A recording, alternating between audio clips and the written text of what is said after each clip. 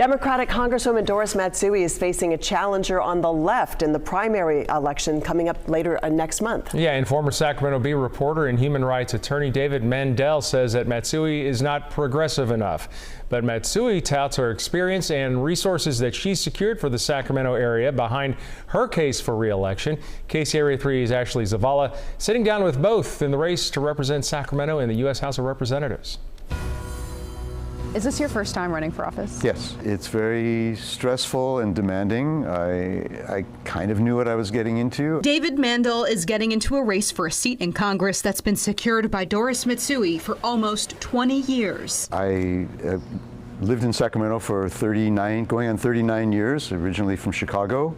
Lived in Tel Aviv and Jerusalem for 10 years in between. Challenging Matsui in the Democratic primary, he touts his experience as a former newspaper journalist, human rights attorney, and progressive activist. What in particular drove a lot of people to ask me to do this at the very last minute was the horrific situation going on now in Gaza. There's a worldwide call for an immediate ceasefire to stop the killing. The incumbent was refusing to even meet with constituent groups that I was involved with to talk about this. This has been going on for years where she won't meet with us. Or is there anything else that Doris Matsui is not doing that you wish she would? Sure, there are many things. And I think people were waiting for her to retire in order to try to get a more progressive presence in Congress, and we decided that we can't wait any longer. Immigration issues, there's a bill to provide a pathway to citizenship for people who have been here in good standing for 7 years.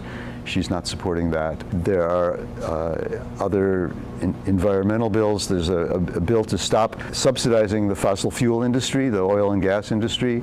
She's not co-sponsoring that. I would. The basic resolution to support the whole idea of a Green New Deal, she's not supporting that. Transitioning the economy's dependence from oil and gas to renewable energy to address climate change is a top priority for Mandel. He says he'd also push for Medicare for all, cutting the military budget for more social services, ramping up worker protections and pay, and efforts to address the state's homelessness and housing crisis. Through direct and federal government and also through state and local governments provide funding to really build housing in a way that can establish that housing is a human right and everybody deserves that. We have tons of rental housing that's now being bought up by hedge funds because they find it profitable. I would fight that. I would find a way to institute a national rent control so that rent really can be affordable for everyone. Mandel says while he does not have Matsui's experience, he would serve as a new voice in the House. I know my way around as much as any newcomer would in Washington, maybe more. Of course, I don't have the experience being a politician, but maybe that's not the most necessary thing to have. I think some fresh voices of people who come from a lifetime of being active in fighting for the good causes might be what we need in Congress. He says, basically to sum it up, that you are not progressive enough, that Sacramento has become a very progressive city. How do you respond? You know, let me just say this. I'm not getting into progressive debates at all. I know who I am, and I know Sacramento. I love Sacramento. Matsui also responded to Mandel's criticism of her approach to the Israel-Hamas war. What's happening in Gaza, Israel, it's really painful for everyone. When it all began on October 7th, I affirmed the right for Israel to defend itself. There was a horrific attack by Hamas. I called for ceasefire, negotiated ceasefires, just like the one we had, I guess it was in November. Because if you ceasefires are really important, but they have to be negotiated. I'd love to have a longer ceasefire. They're negotiating one now. Here at home, Matsui says she's proud of what she's secured for Sacramento, including flood protection, money for community health centers, and other resources through the Biden administration's infrastructure bill and CHIPS and Science Act to spur more manufacturing and jobs across the country. What do you think Sacramento really needs right now, and what are you hoping to deliver? There's also things like transit, the airports,